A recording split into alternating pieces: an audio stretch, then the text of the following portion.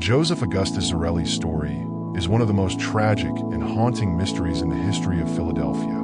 A tale of a young boy whose life was stolen too soon, and whose identity remained hidden for decades, haunting the community that could not forget him. His story began on a winter's day in February 1957, a day that would mark the beginning of a decades-long search for the truth. On the morning of February 25, 1957, a college student walking through the dense woods of Fox Chase, a neighborhood on the outskirts of Philadelphia, made a chilling discovery. Hidden among the trees, underbrush, and thick brush, he found a cardboard box. Inside, it was the tiny, lifeless body of a child. Wrapped in a blanket, the boy had been placed carefully, as if someone had tried to conceal him, and yet, he was abandoned. The child's body was emaciated, malnourished, and bore the unmistakable signs of prolonged abuse. Bruises, scars, and other signs of neglect. He appeared to be about 4 years old, but the extreme malnutrition and injuries made it difficult to tell for certain. What disturbed investigators even more was the meticulous way in which the boy had been cleaned before his death. His hair had been cut short, almost as though someone had tried to disguise his appearance, but the effort seemed strange, given the child's condition.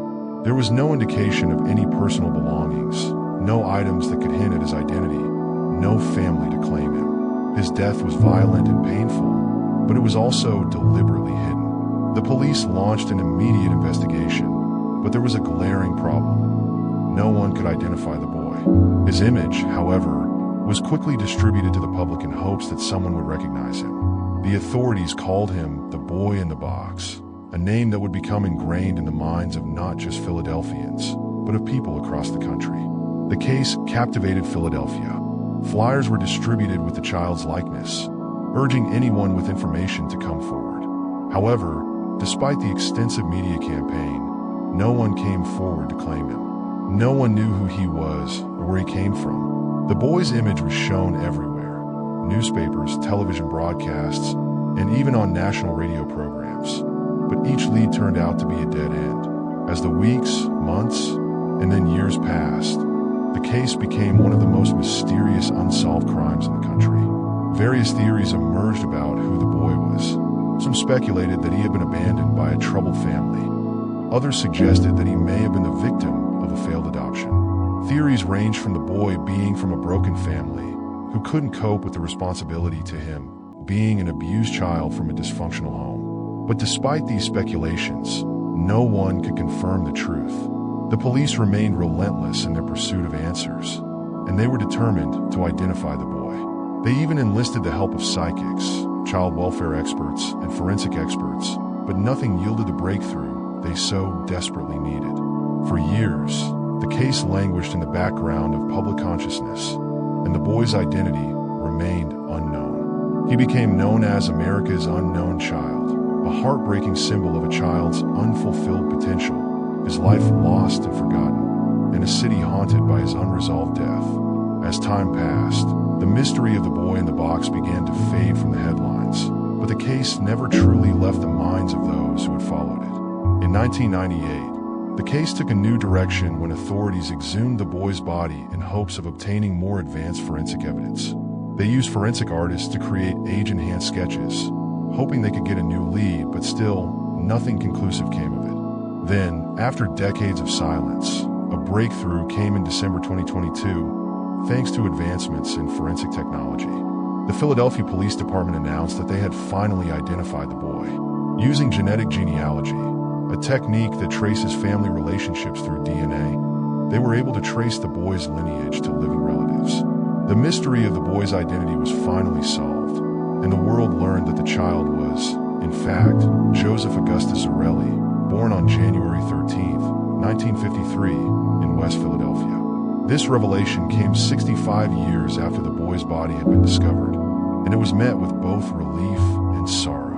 While the mystery of his identity was finally solved, the knowledge that Joseph's life had been cut short in such a tragic manner was a bitter pill to swallow. His name was no longer the boy in the box.